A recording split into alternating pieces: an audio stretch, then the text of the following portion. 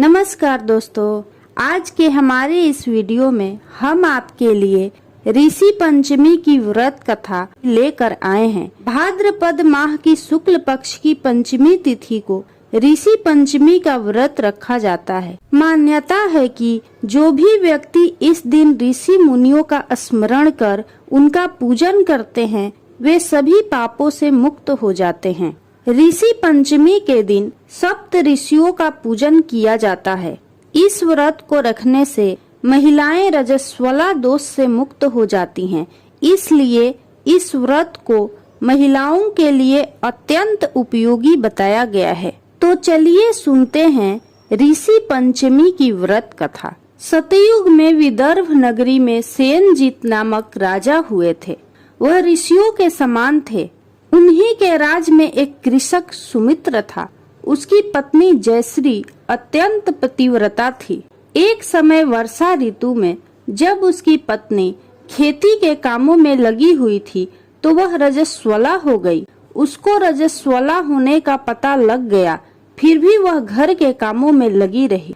कुछ समय बाद वह दोनों स्त्री पुरुष अपनी अपनी आयु भोग कर मृत्यु को प्राप्त हुए। जयश्री तो कुतिया बनी और सुमित्र को रजस्वला स्त्री के संपर्क में आने के कारण बैल की योनि मिली।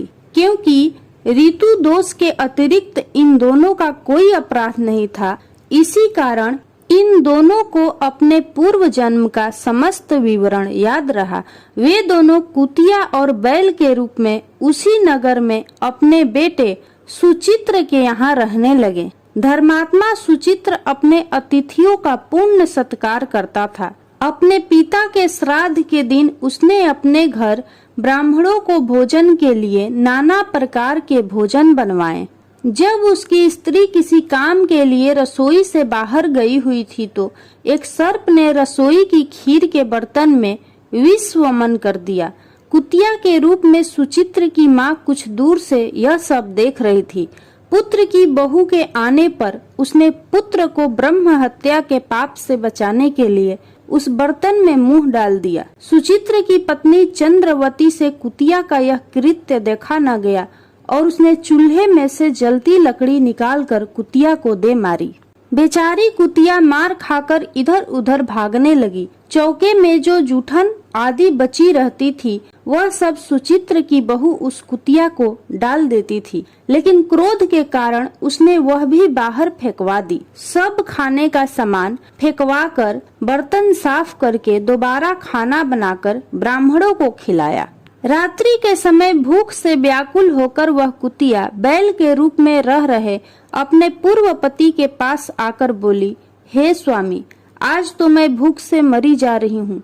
वैसे तो मेरा पुत्र मुझे रोज खाने को देता था, लेकिन आज मुझे कुछ नहीं मिला। सांप के विष वाले खीर के बर्तन को अनेक ब्रह्म हत्या के भय से छूकर उनके न खाने योग्य कर दिया था। इसी कारण उसकी बहू ने मुझे मारा और खाने को कुछ भी नहीं दिया।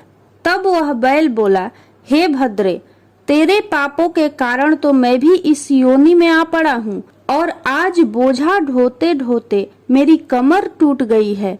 आज मैं भी खेत में दिन भर हल में जुटा रहा। मेरे पुत्र ने आज मुझे भी भोजन नहीं दिया और मुझे मारा भी बहुत।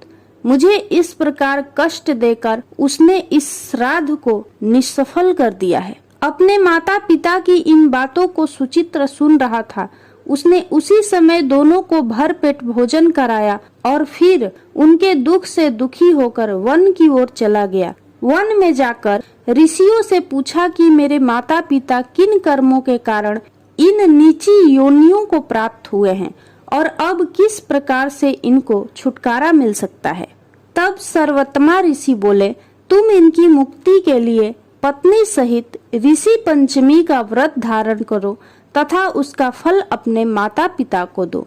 भाद्रपद महीने की शुक्ल पंचमी को मुख शुद्ध करके मध्याह्न में नदी के पवित्र जल में स्नान करना और नए रेशमी कपड़े पहनकर अरुंधति सहित सप्त ऋषियों का पूजन करना।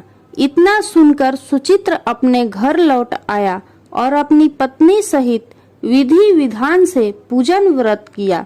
उसके पुण्य से माता पिता दोनों पशु योनियों से छूट गए। इसलिए जो भी व्यक्ति श्रद्धा पूर्वक ऋषि पंचमी का व्रत करता है वह समस्त सांसारिक सुखों को भोगकर वैकुंठ को जाता है। इस प्रकार ऋषि पंचमी की व्रत कथा पूरी हुई। यदि आपको यह कथा अच्छी लगी हो तो कमेंट बॉक्स में सप्त ऋषियों की जय जरूर लिखें।